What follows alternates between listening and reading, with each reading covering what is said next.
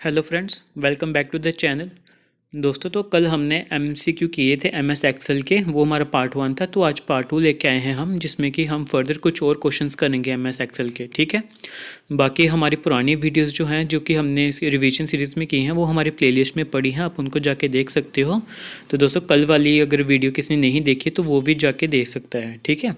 तो चलिए, आज हम हमारा सेशन स्टार्ट करेंगे एमएस एक्सेल के ऊपर। पार्ट 2 होगा हमारा। 16 क्वेश्चंस रहेंगे इसमें, और आपने कमेंट करके बताना कि आपके कितने सही हुए हैं। ओके। तो चलिए, अगर चैनल दोस्तों अगर पसंद आ रहा है, प्लीज़ चैनल को लाइक करो, शेयर करो, सब्सक्राइब पक्का करो। ठीक है। हमको भी पता चलता है कि आपको समझ आ रही हैं चीज़ें। ओके। हमको मोटिवेशन मिलती है और वीडियोस लेके आने के लिए। ओके। तो चलिए स्टार्ट करते हैं। हमारा पहला क्वेश्चन है, what is the shortcut key to replace a data with another in the sheet? Control plus R, control plus shift plus R, control plus H और कंट्रोल प्लस एफ। तो question पूछ रहा है कि इनमें से कौन सी शॉर्टकट की है which will replace a data with another in the sheet. यानी कि अगर एक किसी शीट में डाटा है दूसरी में रिप्लेस करना है तो कौन सी शॉर्टकट की से हम कर सकते हैं। इसका सही आंसर होगा दोस्तों C, control plus H. Okay. Control plus H is the right command to replace a data with another one in the sheet. Okay. हाँ जी, ये देखो कंट्रोल प्लस एच एक्सप्लेनेशन दी है। चलिए आगे देख लेते हैं। और next question is, comments can be added to cells using home then comments, insert then comments, data comments और डी रिव्यू कमेंट्स। दोस्तों, अगर आपने कमेंट्स ऐड करने होते हैं ना सेल में, आपको सेल पता होगा सेल क्या होता है। ये अगर कॉलम होती हैं, ये रो होती हैं, तो एक कोई ब्लॉक जिस पे करंटली आप काम कर रहे हो उसको सेल कहते हैं। ठीक है। तो बोल रहा अगर इस सेल में अपने अपने कमेंट्स ऐड करने हो तो किस कमांड से होते हैं। दोस्तों, इसका सही आंसर है डी, रिव्यू कमेंट्स। ठीक है। यहाँ पे जो आपका टूल बार होता है वहाँ पे रिव्यू होता है, रिव्यू बटन को दबाना है, उस पर जो फर्दर आएगा ओपन होगा टूल बॉक्स, कमेंट्स लिखा होगा, उस पर अगर आप क्लिक करोगे देन आप इस पर कमेंट्स स्टार्ट कर सकते हो। ठीक है। Review comments will be the correct answer. Okay. चलिए अगला क्वेश्चन देखते हैं। Getting data from a cell located in different sheet is called accessing, referencing, updating और फंक्शनिंग। तो दोस्तों, वो मेथड जिसमें कि हम डाटा लाते हैं, data in which we get data from the cell which is located in different sheet. यानी कि दो शीट हैं, सपोज शीट 1 है, शीट 2 है। अगर इस शीट से हमको सेल से डाटा लाना होगा शीट में, तो कि उस मेथड को क्या कहते हैं। सो उसको कहते हैं बी, रेफरेंसिंग। ओके। रेफरेंसिंग कहा जाता है उस शीट को जिसमें कि हम एक सेल से दूसरे सेल में डाटा लेके आते हैं। ओके। ठीक दोस्तों, getting data from a cell located in different sheet is called cell reference. ठीक है। 3 टाइप के सेल रेफरेंस होते हैं एमएस एक्सेल में, रिलेटिव, एब्सोल्यूट और मिक्स्ड। ओके। चलिए आगे देखते हैं। Next question is, which of the following is not a valid type in the Excel? Number, character, label और डाटा टाइप। कहने का ये मतलब हुआ जैसे कि हम अगर सेल वगैरह में किसी में काम करते हैं तो उसमें से किस टाइप का डाटा हम इसमें एंटर नहीं कर सकते, कोई सा वैलिड डाटा नहीं होगा। दोस्तों, इसमें नंबर होता है, ठीक है, लेबल होता है, label is equal to text, हम टेक्स्ट भी इसमें डाल सकते हैं, डेट और टाइम भी डाल सकते हैं, बट कैरेक्टर नहीं डाल सकते, ये इस टाइप का कोई नहीं होता। ठीक है। So B will be the correct answer. हाँ जी, देखिए इन्हें लिखा है कि 3 टाइप के डाटा होते हैं सेल्स में, labels, values and formulas. Labels जो कि टेक्स्ट होते हैं, वो डिस्क्रिप्टिव पीसेस ऑफ इंफॉर्मेशन होती हैं, जैसे कि नेम्स हो गए, मंथ हो गए, या दूसरे कोई आइडेंटिफाइंग स्टैटिस्टिक्स हो गए, और उनमें यूजुअली अल्फ़ाबेटिक कैरेक्टर होते हैं। ठीक है।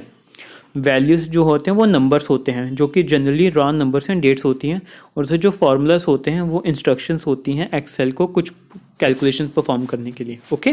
सो कैरेक्टर टाइप का कोई डाटा एंटर नहीं होता सेल में। चलिए अगला क्वेश्चन देखते हैं। A numeric value can be treated as a label value if dash precedes it, apostrophe, exclamation, hash और टिल्डे। यानी कि दोस्तों, क्वेश्चन पूछ रहा है अगर कोई भी न्यूमेरिक वैल्यू को, अगर एक, यानी कि सपोज हमने 2 लिखा है किसी सेल में, ठीक है, हम कौन सा सिंबल उसके आगे ऐड कर देंगे कि हम उसको 2 नहीं पढ़ा जाएगा, उसको वो ना फिर टेक्स्ट की फॉर्म में चल जाएगा। जैसे मैंने आपको पहले बताया ना, लेबल होता है, नंबर होता है, और डेट और टाइम जो होता है तीसरा फॉर्मूला वाला होता है। वो 3 टाइप के डाटा होते हैं। लेबल वो बोल रहा है कि हम न्यूमेरिक वैल्यू को कौन से डाटा के क्या चीज़, कौन सा सिंबल पहले लगाएंगे कि उसको वो टेक्स्ट पढ़ेगा, ना कि नंबर। ठीक है। तो इसका सही आंसर होगा दोस्तों इट्स ए, अपोस्ट्रोफे। अगर हम 2 के आगे ये अपोस्ट्रोफे लगा देंगे तो वो 2 नहीं पढ़ेगा, वो उसको एक कैरेक्टर पढ़ेगा, एक उसको टेक्स्ट पढ़ेगा। ठीक है। ठीक है। तो इसका ए सही आंसर होगा apostrophe. So apostrophe before a cell value forces Excel to interpret the value as a text. Okay, text. This is mostly useful for values that look like a number or date. Okay. चलिए अगला question देखते हैं। Concatenation of text in Excel can be done using apostrophe, exclamation, hash और ampersand. Concat क्या होता है दोस्तों? अगर 2 टेक्स्ट को कंबाइन करना होता है तो हम वहाँ जो हम ना कॉनकैट फार्मूला यूज़ करते हैं। कॉनकैट क्या करता है, दो सेल्स को मिला देता है, दो यानी कि डाटा हो ना डिफरेंट को मिलाता है कॉनकैट पर्सन, ठीक है। तो बोल रहा है कि कॉनकैट हम कौन से सिंबल से किया जाता है, इसका सही आंसर होगा डी, एम्परसेंड। एम्परसेंड से हम कॉनकैटेशन करते हैं, ठीक है। देखिए दोस्तों, एम्परसेंड यानी कि ये जो सिंबल होता है, calculation operator allow us to join text item without using a function, okay. जैसे कि अगर मैं करूँ ना A1 एम्परसेंड B1, इसका और कॉनकैट A1 B1 के दोनों का रिजल्ट सेम ही होगा, ठीक है। इन दोनों का result will be the same, ठीक है। In many cases using the ampersand operator is quicker and simpler than using concat to create a strings. Alright, चलिए अगला क्वेश्चन देखते हैं। So next question is, which area in an Excel window allows entering values and formulas? Title bar, menu bar, formula bar, standard tool bar. तो कहाँ पे आप उसको values और फार्मूलाज एंटर कर सकते हो? It's quite simple friends, it's answer is C. Formula bar में आप जो भी फार्मूलाज वगैरह होते हैं, वैल्यूज होते हैं, फार्मूलाज होते हैं, वो एंटर कर सकते हो फार्मूला बार में, okay ji. Formula bar area in Excel windows allows entering values and formulas by clicking the formula bar, और when you type an equal in the symbol in the cell, formula bar activate हो जाता है, ठीक है। या तो formula bar पे click करो या सेल में आप इक्वल टू क्लिक करो, फिर formula bar एक्टिवेट हो जाएगा। चलिए अगला क्वेश्चन देखते हैं। So next question is, multiple calculations in MS Excel can be made in a single formula using standard formula, array formula, complex formula, D smart formula। सो इसका सही आंसर होगा दोस्तों कि अगर मल्टीपल कैलकुलेशन करनी हो अगर आप MS Excel में, तो आप सिंगल फार्मूला यूज़ कर सकते हो। उसको क्या कहते हैं? B, array formula, okay. It is known as array formula, right. देखिए, array formula is a formula that can perform multiple calculations on one or more of the items in an array, ठीक है। चलिए अगला question देखते हैं। An Excel workbook is a collection of workbooks, worksheet, charts, worksheets and charts। सो दोस्तों, मैंने कल भी आपको बताया था, वर्कबुक ना एक मतलब बड़ा फोल्डर टाइप होता है और वर्कशीट नीचे फाइल होती हैं। अगर हम डिफरेंट वर्कशीट्स को मिला देना तो एक वर्कबुक बनती है, ठीक है। तो इसका सही आंसर होगा, वर्कशीट भी होना चाहिए, but the exact correct answer will be D, worksheet and chart. अगर दोनों को कंबाइन कर देना तो एक वर्कबुक बनती है, ठीक है। तो इन दोनों की कलेक्शन को वर्कबुक कहा जाता है, ठीक है। चलिए, सो अगला question is, what do you mean by work space? Group of column, group of worksheet, group of रोज और ग्रुप ऑफ वर्कबुक्स। सो इसका सही आंसर होगा दोस्तों, it's option number D, group of workbooks will be the correct answer. Work space को, group of workbooks की जो collection होती है उसको वर्क स्पेस कहा जाता है। देखते हैं, work space refers to all open workbooks and their exact screen position and window sizes. A workspace contain pointers to your other Excel files that you had an open during session, ठीक है। जब आप एक Excel workspace को open करते हो, all other files भी जो दूसरी फाइल्स होती हैं वो भी सारी ओपन हो जाती हैं। Workspaces are useful if you frequently work with the same set of files and need to have them all open at once, alright। चलिए अगला क्वेश्चन देखते हैं। In Excel, you can sum a large range of data by simply selecting a tool button called autofill, autocorrect, autosum और autoformat। तो दोस्तों, अगर सम करना हो एक्सेल में तो आप कौन सा सिंबल यूज़ करते हो, कौन सा टूल बटन यूज़ करते हो? सी, ऑटोसम, ठीक है। ये सारा आपका सम कर देगा, इन्हें नंबर्स को ऐड कर देगा, ओके।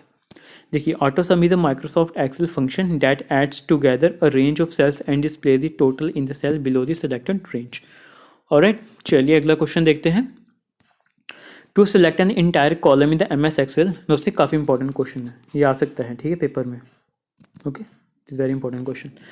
हाँ, तो क्वेश्चन है, to select an entire column in MS Excel। MS Excel में अगर आपने पूरा कॉलम सेलेक्ट करना है, यानी कि ऐसे ऐसे होते हैं स्प्रेडशीट, इस तरीके से। सपोज आपने ये वाला कॉलम सेलेक्ट करना है, यानी कि ये वाला पूरा हाईलाइट करना है आपने, ठीक है। तो बोल रहा है कि कौन से कमांड को इशू करोगे आप? Control, control+ arrow, control+ space bar key, और D none of the above. So इसका सही आंसर होगा दोस्तों, अगर आपने इंटायर कॉलम को सिलेक्ट करना है MS Excel में, तो आप कैसे कर सकते हो? BC, कंट्रोल+ स्पेस बार की को आप टाइप करके पूरा कॉलम को ही सिलेक्ट कर सकते हो, ठीक है। देखिए, to select an entire column in MS Excel, click the column heading letter और press control+ space bar key, okay. चलिए अगला क्वेश्चन है, to return the remainder after a number is divided by a divisor in Excel we use the which function? Round, fact, mod और C, D, div. तो दोस्तों इसका सही answer होगा सी, mod. Mod function use करते हैं Excel में, ठीक है, अगर आपको रिमाइंडर चाहिए होता है किसी नंबर का। देखिए, the mod function Excel use to find the remainder after division of one number dividend by another divisor, okay. चलिए next question is, how do you display current date and time? दोस्तों ये भी important question है। How do you display current date and time in MS Excel? Date, today, now, time. देखो दोस्तों दोनों का पूछ रहा है, करंट डेट और टाइम दोनों ही पूछ रहा है। अगर ये ऐसा हो ना दोनों पूछे करंट डेट एंड टाइम, तो कौन सा ऑप्शन होता है? सी, नाउ।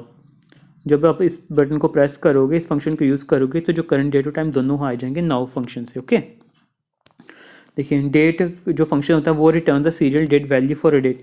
टुडे रिटर्न करता है टुडेज डेट, नाउ रिटर्न करता है both current date and time return assemble a proper date. Okay दोस्तों, अगला क्वेश्चन है how do you display current date only in MS Excel? पहले हमने पूछा था करंट डेट एंड टाइम, अभी है सिर्फ करंट डेट। वो कैसे होता है? डेट, टुडे, नाउ और टाइम।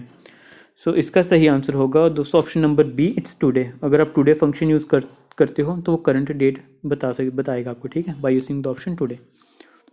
Again same explanation. दोस्तों हमारे सेशन का फाइनल क्वेश्चन है in the formula which symbol specifies the fixed column और रोज। यानी कि फार्मूला में कौन सा सिंबल जो है वो स्पेसिफाई करता है फिक्स्ड कॉलम और rows? Dollar sign, star sign, percentage sign और एम्परसेंट। सो इसका सही आंसर होगा इट्स ए। जो डॉलर साइन होता है ना दोस्तों, वो फिक्स्ड कॉलम और रोज को बताता है, ठीक है ना, MS एक्सेल। ओके, देखिए the absolute cell reference in Excel is a cell address that contains a dollar sign. It can precede the column reference, the row reference or the both. Okay तो दोस्तों चलिए आज के लिए हम इतना ही रखते हैं, बाकी एक नए सेशन के साथ हम कल फिर से मिलेंगे। तब तक के लिए आप अपना ध्यान रखिए। Thank you, take care.